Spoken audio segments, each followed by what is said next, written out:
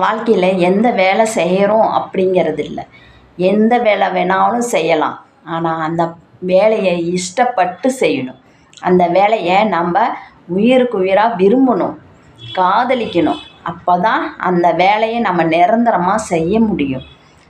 செய்யும் தொழிலே தெய்வம்னு சொல்லுவாங்க. எதுக்கு சொல்கிறாங்க? அதெல்லாம் உண்மை தான். அந்த வேலையை விருப்பப்பட்டு செய்யணும். நம்ம எவ்வளோ பணம் இருந்தாலும் அந்த பணத்தை ஒரு பக்கமாக தான் வச்சு கடாசி பார்ப்பாங்களே ஒழிஞ்சு அதை பண்ணலாம் இதை பண்ணலான்ட்டுலாம் யோசனை பண்ண மாட்டாங்க. முன்ன பணத்தை பாதுகாக்க கற்றுக்குங்க. நாளைக்கு என்ன பண்ணலாம் அப்படிங்கிற யோசனையை வச்சு பாருங்கள். இன்றைக்கி பணம் வருதா, இன்றைக்கே செலவு பண்ணுறதுல பிரயோஜனமே இல்லை. எந்த அளவுக்கு நம்ம பணத்தை சேமிக்கிறோமோ அந்த அளவுக்கு தான் நாம் குடும்பத்தையும் பாதுகாக்க முடியும். பணம் கையில் இருந்தால் அப்பயே செலவு பண்ணுறது இல்லை.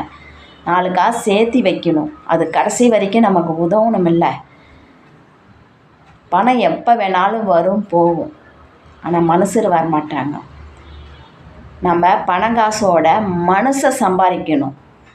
அவ்வளோ சீக்கிரம் ஒருத்தரை மனசை கவர்ந்து நம்ம சம்பாதிக்க முடியாது. நல்ல மனசு உள்ளவங்க இப்போல்லாம் யார்? இப்போ இருக்கும் காலகட்டங்களில் யாருமே இல்லை. கூடையே இருந்து குளிப்பெரிக்கிறவங்க தான் அதிகமாக இருக்காங்க. அப்படியாப்பட்ட சாவகாசத்தை விட்டுட்டு நல்ல முறையாக குடும்பத்தை வாழ பாருங்கள். எந்த தொழிலை செய்கிறோமோ அந்த தொழிலை நம்ம விருப்பப்பட்டு செய்யணும்.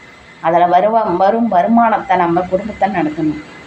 நமக்கு மேலே இருக்கிறவங்கள யாரையும் ஒப்பிட்டு பார்க்கக்கூடாது. நமக்கு கீழே என்ன பண்ணுறாங்க, நமக்கு கீழே யாருன்னு கஷ்டப்பட்டுட்டு இருக்காங்களா, அதை ஒப்பிட்டு பார்த்தாவே நம்மளே எவ்வளோ பரவாயில்ல அப்படின்னு நம்ம நினைப்போம். எப்பயுமே அந்த மாதிரி நினச்சி பாருங்கள்.